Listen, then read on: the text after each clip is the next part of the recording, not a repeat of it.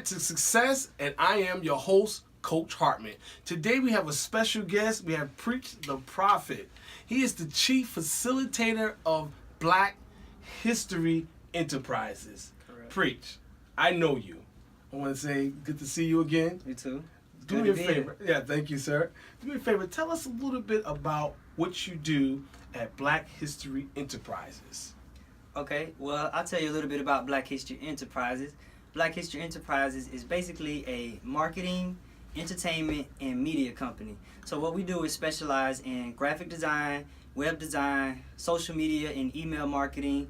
And we also offer business coaching and consulting services. So basically, we work with different entrepreneurs and business owners to help them convey their message to the world. You know, in so many ways that can be done. And as an entrepreneur and business owner, it tends to be quite difficult. Like, we know what our mission is, we know what our vision is, but how do we effectively convey that in a marketing way, or social marketing, as I like to call it, so that we can connect with our audience, so that when they see our logo, when they see our brand, they know what it's about. Nice. So branding is a big part of what we do. And so our motto is, everyone has a story to tell. Don't let yours go untold. So with that being said, in addition to the business services that we offer, which is the groundwork of Black History Enterprises, the main part of it, we would also eventually like to put together different productions that tell other untold stories. So just as entrepreneurs and business owners have untold stories, there are also things in the past, things that have happened in history, things that didn't get much attention or much recognition. So what we want to do is put together different productions, like movies, stage plays, TV series, books, just different things that continue to shed light or bring to recognition certain parts of our history, certain parts of the past that were not talked about. Very nice. Excellent. Do you offer the services to other businesses? Yes. Or this is just your media company that running full steam? The main part of it is that working with other business owners. So I like to say it's a B2B or business to business company. Yes. Which is pretty much, like I said, the primary part of it. But eventually, being that it's called Black History Enterprises, and again, our story is everyone has a story to tell. Don't let yours go untold. So the basis of that is helping entrepreneurs, business owners tell their stories. And then in addition to that, we would also like to tell the stories of people in the past, just like we're telling stories of people in the present. Very nice. How's that been working out thus far?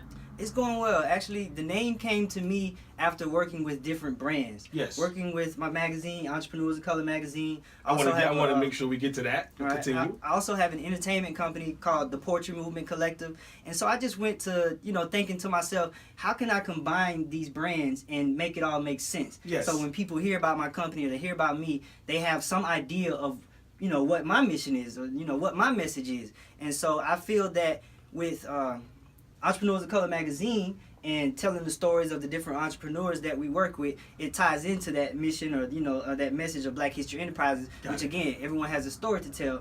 Don't let yours go untold. And so in addition to that, the Poetry Movement Collective is the entertainment aspect of Black History Enterprises. So what we do is allow an outlet, or we create an outlet or a stage for poets and singers and comedians, different people who also have a platform, who also have stories to tell. So again, that ties into Black History Enterprises. Everyone has a story to tell. Don't let yours go untold. Whether you tell it on a stage, whether you tell it in a book, or whether you tell it as, you're marketing your business. Everyone has a story to tell. Do not let yours go untold. Very nice. And that's branding. Branding is really big. Peace. This is Preech The Prophet. I am the editor-in-chief of Entrepreneurs of Color magazine, which is actually listed as one of the top Black business magazines in the country. So if you are a business owner or entrepreneur looking for advice and tips relating to entrepreneurship and how to create a balance between being an entrepreneur and also living your everyday life, please check out Entrepreneurs of Color magazine. We are on Facebook, Twitter, Instagram at EOCMAG. Again, that's EOCMAG. Please do check us out. We have a lot of valuable information included right here in this publication. This is something you want to get your hands on if you are serious about your business. Exactly. So tell us a little bit about the Entrepreneurs of Color magazine. And I just want to put out there to my audience out there that I have written an article for the magazine in the past. So kudos to me. tell us a little bit about the magazine, and thank you for the opportunity as well. Man, thank you. We wouldn't have been as good as it was without you. I actually really enjoyed the article that you wrote. I believe it was last year, a couple years ago, some time ago. It's been a minute. It's been a minute. So I'm thankful to be able to say that Entrepreneurs of Color magazine is still alive and well today. And actually, Entrepreneurs of Color magazine started as a blog. It was really just a blog. Really? I didn't have any intention whatsoever turn it into what it's come to today. That pretty much just happened with the demand that was created once people saw the platform that was created. And so that was back November 2013. Like I said, I was just on Tumblr, just blogging about different business owners and entrepreneurs. And the inspiration for that was... Give me the date again. It was November 2013. Wow, so we're like 5 years now. Yeah, almost 5 years. First of all, most small business don't last past 5 years. So I want you and I to give a round of applause for this brother for reaching that 5-year mark. Give me some love, man. Appreciate that. All right, for sure. Continue. Okay, so yeah, like I said, from there, it pretty much, I found a way to print. And that's how it became a publication. Yes. And so at first, like I said, it was just I had a network already of business owners and entrepreneurs, being a business owner and entrepreneur myself. Yes. And so I was paying attention to some other people and what they were doing. I was like, man, this is beautiful. This is amazing. Like, somebody needs to tell your story. You know what I'm saying? Even if I got to do it for free by blogging about it, for sure. My heart was that invested into it. Like, let me just find some kind of way to tell their story. And so, like I said, that created a demand with the platform. Because everyone has a story to tell, so everyone wanted their story to be told. Yeah. So it had to grow beyond the blog. It just had to. It's just the way it went. And so that was only a matter of, I want to say a year and a half. It was July 2015.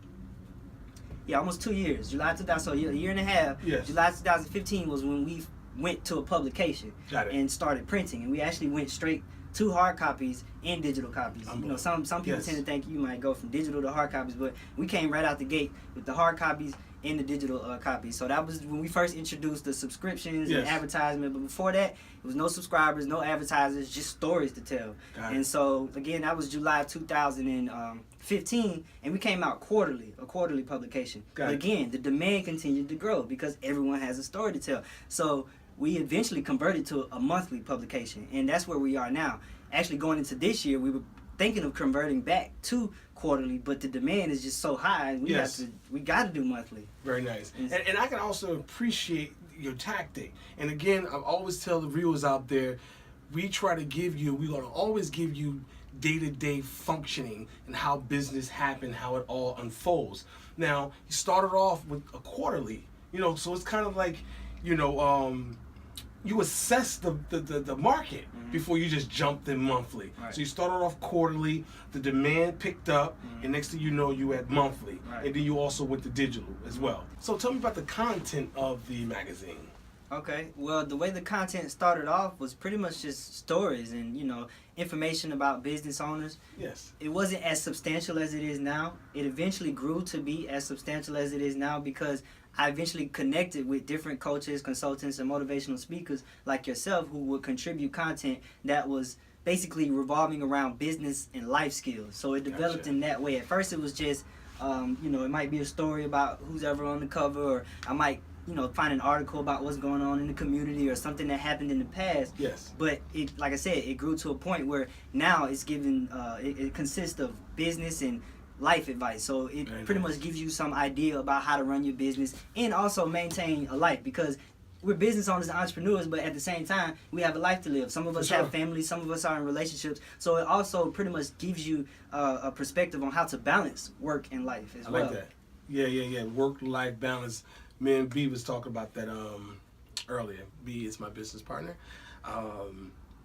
with our parent company, which is His and Her Success. Just want to put that out there. Nevertheless, I've written for the magazine, but I want to also ask you a few questions because this is the blueprint to success, and we want to hear a little bit about your building blocks, about your blueprint. Okay? So let me ask you another question really quickly that I got prepared for Preech here. So where did the desire to become an entrepreneur, where did that desire come from? It's crazy you say that. I'll never forget. Really? I may have been 5 or 6 years old. My dad was an entrepreneur. Okay. Or is an entrepreneur. He's still working. He's 69. He's still out there working. So it's in your DNA. And my brother, same thing. My brother's an entrepreneur. He pretty much does the same line of work, concrete work. So I was about 5 or 6 years old at my parents' home, and my dad was adding on to the home. He was adding 2 patios, one on the side and one on the back. He really was planning to expand the home, is what the plan was. You know, I'm 5 or 6 years old. I don't really know what's going on. I'm seeing, you know, concrete and dirt. I'm just out here, you know, enjoying myself. But something stopped me for a minute to sit back and just watch my dad and his workers do what they were doing. I just got so curious. I was like, what is it that they're doing? It just looked like something amazing, something powerful. They were using their minds and hands to create something. So here I am, 5 or 6 years old, just gazing at what they're doing. And I guess, you know, a part of me subconsciously said to myself, I want to do that same thing. And so ever since then, you know, my dad would take me to work with him. And so I got some experience from as early as middle school of what it was like to work for yourself and, you know, make some money for yourself. So he taught me from an early age what that felt like. And so from there, when I got in high school, I started selling candy and chips and drinks and stuff like that. You know, my senior year in high school. And so, you know, but I didn't make the decision to take it seriously until I became a young adult. I was, if I remember correctly, I was 20 years old. 20 years old, and I just, you know, was trying to figure out what I wanted to do with my life. You know, I thought I was going to be going to college possibly, or, you know, even sports. Sports was really, that was my main focus as a child. But as I got older, I started to realize maybe sports weren't for me. And so by the time I was 20, again, with the experience I had working with my dad and the experience I had, I was even selling CDs and stuff in middle school. Now I think music CDs or DVD? Which one? See music download. This was when the downloading music and putting it on a burnt CD was really big. That was like early 2000s. Burners. Yeah, burners. So I got into that. Even selling cell phones, anything I can get my hand on. But I wasn't doing it at the time in school because I wanted to be an entrepreneur. Again, it was just something I was used to. Like the bug. Yeah, I wanted to be able to take care of myself. You know, from an early age, I wanted to work and be able to take care of myself. So, you know, that's what I did. But again, by the time I turned 20, I was like, I got to figure out what I'm going to do with my life. You know what I'm saying? Certain things I thought I was going to be doing wasn't working. So from that point on, I said to myself, you know, I'm going to dedicate my life to being an entrepreneur and a business owner. And from then, you know, it's been a beautiful journey. Very nice, very nice. Passion pierced to purpose. Now I keep hearing my demeanor is disturbing. To those struck in the moment, I be lightning bolts, jolts, spoken words that shake you up. I be giving you something you can feel. I am Sakithia Johnson, the Poetic Souljah. I am a dramatic narrative spoken word artist. You can follow me on all social media sites at The Poetic Souljah. That's at ThePoeticSouljah. For bookings, performances, workshops, feel free to contact me today. And if you want to email me, that's the same thing. At The Poetic Souljah. ThePoeticSouljah at iCloud.com. And we have a young brother here today. How old are you, Preech? I will be 27 on the 18th. Young. So young. It's called generational business owners. We have his father showed you the light. Well, actually kind of set the light off in you. And you kind of grew from there. Really appreciate that. 27, right? So let's move on, Preech. Another question for you here is, answer this. Black media is what to you these days? I feel, you know, it's an important outlet. You know, this is why I started my company, Black History Enterprises. You know, a lot of us don't have the money to pay for an ad on, you know, some of these major networks. We don't have the tens of thousands of millions of dollars that these companies like Budweiser and Walmart and other companies have to get the word out. So it's important for people like myself and people like yourself to create outlets such as this so that we can tell our stories and so that we can build our following and get the word out and the message out about our business. Otherwise, there will be quite a bit of unsung entrepreneurs and business owners because, again, you know, you said something about generational wealth. I feel that that's one of the things that a lot of us lack is generational wealth. So we just don't have that wealth to get the word out. So these type of platforms are so important. So to say it simply, I would say it's important. Very nice. To say it simply, Black media is important. Yes. Got it. To get these stories out, as you do with the magazine, and as I do here on the Blueprint to Success. So please keep checking us out. Let's move on a little bit, Preech. I'm going to ask you another question here. When did you realize, you know, the magazine was being received? You know, I know you the traction picked up. You went from quarterly to monthly. But, when was the time, like an aha moment you had where you say, you know what, this is working for me? It was definitely when we made that change from quarterly to monthly, that first monthly edition. Because, see, what happened was my art director, the young lady, Edifying Graphics is the name of her company, who designs the front cover and the cover stories. She had a brother who she wanted to feature in one of the months that we were supposed to be, skipping past because it was quarterly. Yes. And she was like, she felt like it would be a really great idea to put this out there because, again, everybody had stories to tell, and she wanted to help this brother tell his story. And I found it hard to disagree. I was like, why not, I like that. And it wasn't with the intention of going monthly. It was really the idea. The idea was for it to be a special edition, just something that we were putting together for that month. But I was like, why would we do that? Why don't we just go ahead and continue to put something out for the next month and the next month and the next month and just make it monthly? Because I was like, I'm sure there are other people out there just like this young brother. This was the November 2015 edition of Entrepreneurs of Color magazine. But like I was saying, I knew there were other people out here just like this brother who had wanted their stories told. Yes. And I was like, at that point, that's when I really had that point. I really sat back and was like, man, we can't do quarterly. We got to do monthly. It's just, we got to do it. Yeah. So I know a little bit about your company because I, wrote an article for you. And one of the things I like is the network that you have. Now, Preech, he mentioned your graphic designer. Mm-hmm. Where is she located? She's near Chicago. She's near Chicago, so we doing all this networking, and you don't have to be side by side in the office with someone these days. It's a different kind of business, Right. You can send a file, you can share ideas, telecommunicate over the phone, so just give her a shout out real quick. Okay, well, China Blue, China spelled with the Y instead of an I. Blue spelled B-U-E is her Facebook name, but her company is Edifying, so that's Edifying without a G, and Graphics spelled with an X instead of a C. And I have to give her a shout out because Entrepreneurs of Color magazine would not be what it is without her. She's literally been with me from the beginning. Gotcha. She was with me when it was still a blog. Very nice. You know what I mean? Yeah, so she's been with me, you said about 5 years now? Yeah, very nice. So, and which is crazy, like you said, that we can do that because I hadn't met her yet. But we have this really tight, business relationship because what it was she reached out to me and saw my vision. She was like, brother, I want to be a part of what you're doing. I feel like what you're doing is something, valuable, something important. So she just really kind of like took me under her arm, like, look, I'm going to be your graphic designer. Nice. I was like, and it's been working out successfully since then. Spell her name again so you can all get her on Instagram and Facebook. Okay, China Blue, so that's Chyna, and then Blue spelled BLUE, and then Edifying Graphics again, so Edifying without a G, and then Graphics, the X is in there instead of a C. So Edifying Graphics is the name of her company. Very good. And I do stuff like that because it's just not him or I, that makes the business. People make business, so we have to make sure we plug in those who are really significant in what we do. So thank you for that question there, for answering that question. So we're going to move on to,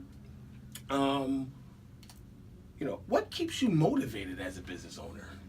Man, just the mission, man, the vision. It's like I feel I would be doing my destiny and my passion, my purpose. I feel like I would be doing my purpose, injustice, disservice if I don't continue to go on because, like I said, I didn't know that I was going to be doing this until I was a young adult, so it hadn't been something that was always on my mind. I wanted to play in the NBA. That's what I thought I wanted to do. So Gotcha. it's like I kind of got thrown into it.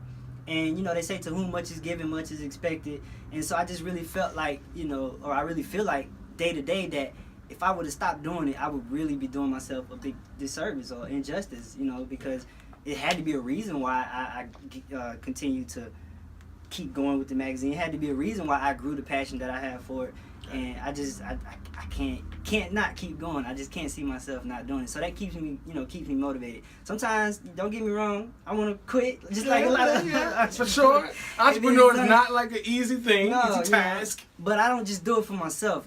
I do it for the people. And actually, if you look on the magazine, right under the price, it says we do this for the people. That's because it used to say $0.00. Yes. Because, like I said, so that's what keeps me going, man. Just knowing that there are other people who are benefiting from what I'm doing. Very nice. And that's where my name comes from, Preech the Profit. So profit is actually spelled Profit. A lot of times people confuse that with money and finances, but I spell it that way because I would like to be a benefit to society. But I didn't like the name Preach the Benefit, so I went with Preach the Profit. So I want my life to benefit others while I'm here and when I'm passed on. Very nice.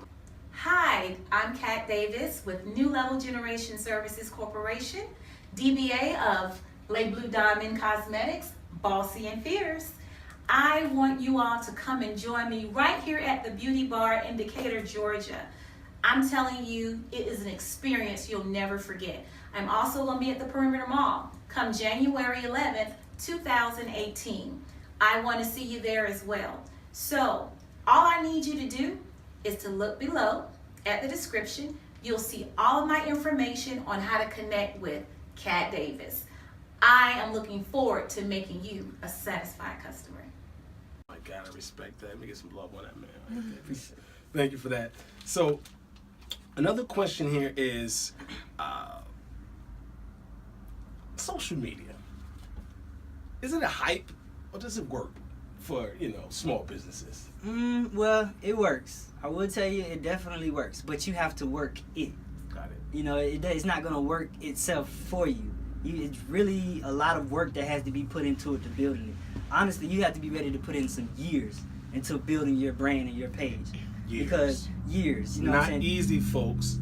Years. I mean, like, you see some people that have 5,000 and 10,000 and 15 and 20,000 followers. Unless they bought those followers or got them some kind of, way where they acquired them really, really fast, that person had to put a lot of work into that brand. They had to continue to brand themselves, continue to post, continue to connect with other people to get their following up, to build their friends list.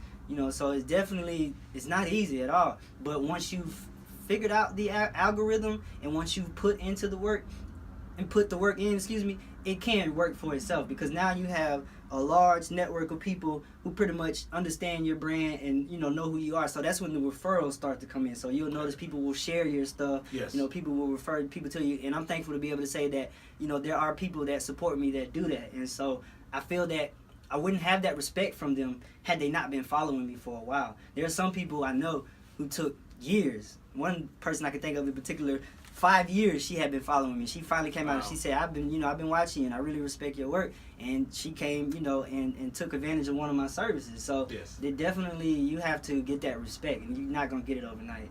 Got it. Very nice. And it kind of piggybacks off of that, the statements about branding.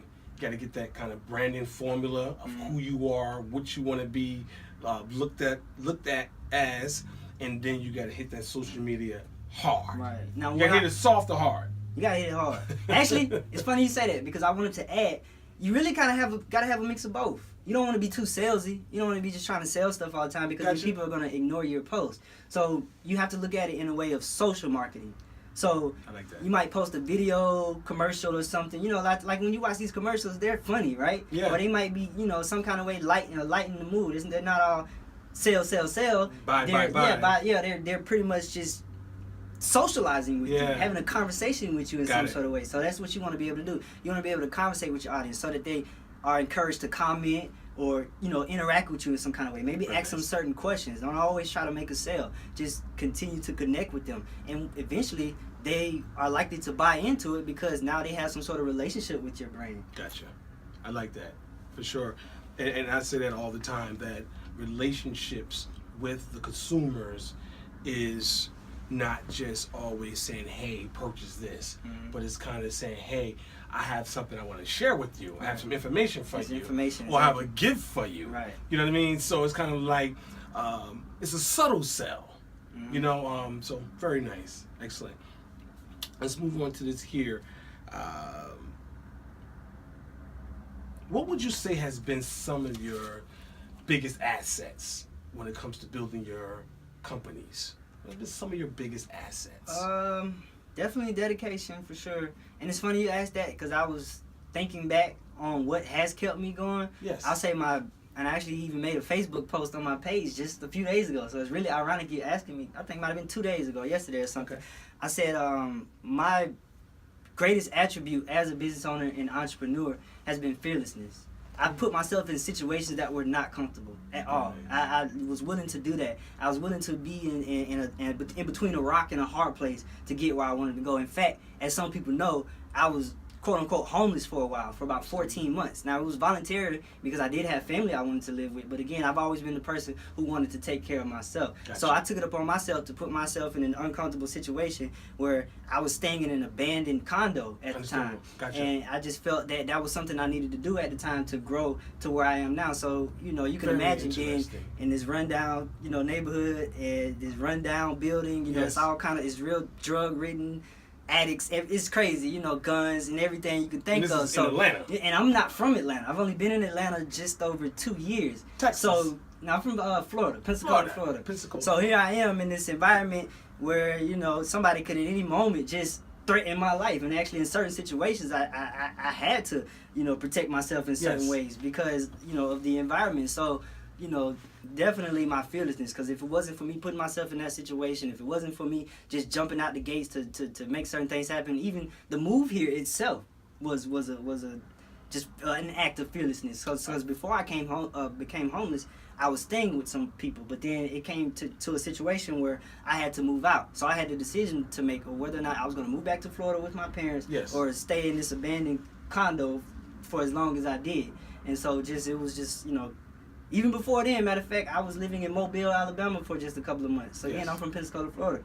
So that was a jump. So here I am. I make this, you know, this act of fearlessness, and I moved to Mobile, Alabama, and try to get settled there. Then, you know, I felt like I had done as much as I could do there. Then I took the move, you know, made the move here to Atlanta where I was staying with roommates. And then from there, I made the move to, you know, stay in the condo. You know, so it's definitely, fearlessness will definitely get you a long way.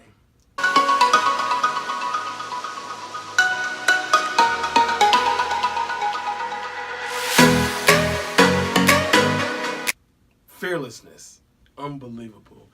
You just gave us a backstory. You know, I didn't know some of these things about you, so I really respect that you are opening your book up to the viewers and to myself, and I respect you for that. Appreciate it. Thank you, truly.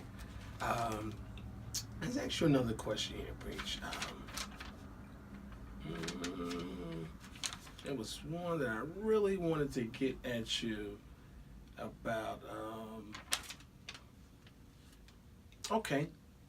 What is a favorite leadership quote that you have that you may can share with the viewers? You know. Well, quote, you know. I'll give this piece of advice in regards to leadership. Please. And it's ironic again that we're having this conversation because this has been on my mind as well. You know, leadership, that topic. Matter of fact, this is the leadership edition of Entrepreneurs of Color magazine. So as you can see, The Art of Leadership by Leroy McKenzie Jr., Effective Leadership by Paris Love, and Menu for Leadership by Dr. Cosette M. White. So this here also, which is available on our website, also gives some advice as it pertains to leadership. But my personal opinion as it pertains to leadership, one of the most important qualities you want to have, attributes or abilities is team building. Wow. You got to be able to build a team, and there's a science to that. You know, there's definitely a science to that. When you're dealing with people and dealing with, you know, different personalities, you want to make sure that there's some cohesiveness in there. It has to be an ecosystem where everybody knows what they're doing. Everybody knows what they're getting out of what they're doing and what their role is. So there's not everyone just running around trying to do what everybody else is doing. Yeah. So you got to have, you know, that order, and, you know, you want to make sure that there's some incentive for the people working with you, because otherwise you'll end up working with people who just look at it as a volunteer opportunity, and they're not going to put in as much as you're willing to put in, and then at the end of the day you might feel slighted. So you definitely have to be mindful of the people that you're working with, and I would say put them first. If you got to put yourself on the back burner, That's right. and make sure these people are taken care of, be willing to do that, because they're the backbone of your business. Very nice. And one of the leadership systems that I operate off, it says, or express, number one leadership role is lead the way. So that's what I just heard from you, lead the way. Mm-hmm. You know, you put yourself on the back burner, show some, you know, that you are giving. You know, you're trying to connect with the people that you're working with, connect with their values, so they can see the outcome, you know, in the end game. So it's not just just a body. Right. But you're interested in them. Exactly. You're showing them selflessness. Right. You know, so they give themselves in a more concrete manner, you know, and not just a body. Just about. And in addition to that, I would also like to add, you want to be willing to listen. You know, don't you know, as a leader, it's not just your job to talk. You gotta listen, because the people gotta know that you value their opinion. Yeah. There's some people who are willing to work without compensation, but they want their opinion valued. Yeah. You know what I mean? Definitely. You know, and it's funny because some of the leadership, one of the strongest leadership books I've read, it gave an example about a leader, and this leader was in church organizations. If you all can understand that people who work in a church usually work for free. Right. You follow me? So building an organization of volunteers to thousands, that says a lot about you as a person, that you connected with the people. You know, so being interested in individuals that you work with and team building is extremely important. You know, so thank you for that leadership thought and quote. So the last question is, finish this for me. Owning a magazine is what? Very challenging. Very, very challenging. Yes. I mean, like I said, it's a monthly magazine, but I'm not going to lie and say every month we've been able to get them out. Sometimes we had to backtrack because we just kind of fell behind on our editorial calendar or our production calendar. It happens. You need content. It's not easy to get. You got to have that network of people, that pool of people to reach out to the different, you know, coaches and consultants and motivational speakers to write. So you're constantly trying to build your network. You're constantly building with people. And then on the other end of that, you're constantly trying to get people interested in reading. You're constantly trying to get your readership up. Gotcha. You're constantly having to try to sell advertisement, because the advertisement is what is the backbone of a magazine. So it's so many different aspects of making the magazine happen. Yes. You can't do it by yourself. You know what I mean? You need a team. So I'm grateful for China Blue and Edifying Graphics for coming on, because again, it would not have come this far without it, because there's no way like I was doing before, because when I first introduced it, it was just me. And that's a part of why she came on. She's like, you can't do this by yourself. It's not going to work. You know, I was doing the covers. You know what I'm saying? I was doing some of the writing. Small business activities. Yeah, I was doing all the networking, the facilitating, and meeting with people and everything. And it's too much to try to do by yourself. So it's very, very challenging. If I could go back and do it again, I would do it with much more preparation. I would be much more prepared than I was. I would have a whole bunch of content to work with, so I can put magazine on top of magazine on top of magazine, instead of getting in situations where it's like, okay, we need content. Where are we going to get it from? Yes. That's one of the biggest challenges. Got it. So, man, so running a magazine is gratifying, but you realize it is a lot of work. It's a lot of work. It's out of everything that I do and everything that I offer, in addition to hosting events, because I do that as well, putting this magazine together is one of the toughest things I have to do. Gotcha. Very nice. So there you have it, ladies and gentlemen. The blueprint to success. We have Preech the Prophet here. He gave us some pieces of who he is and how he became, you know, a chief facilitator. He gave us an insight on how he runs a magazine that is not easy, but is doable. So what I want you to do, Preech, if possible, can you give the viewers a way to get to you? Okay. Well, the main website for my company, Black History Enterprises, is blackhistoryent.com. And when you go to blackhistoryent.com, you'll also see sub-pages that pretty much give information on the other brands or subsidiaries that Black History Enterprises is the holding company of. And so Entrepreneurs of Color magazine, there's a page on there as well for that. So the full web URL is blackhistoryent.com/EOCMAG. But you can just as well go to blackhistoryent.com and go to the Entrepreneurs of Color magazine page. Very nice. Very nice. Thank you for listening, watching this with us. We have Preech the Prophet. It was a pleasure, man. Definitely. I appreciate Love it.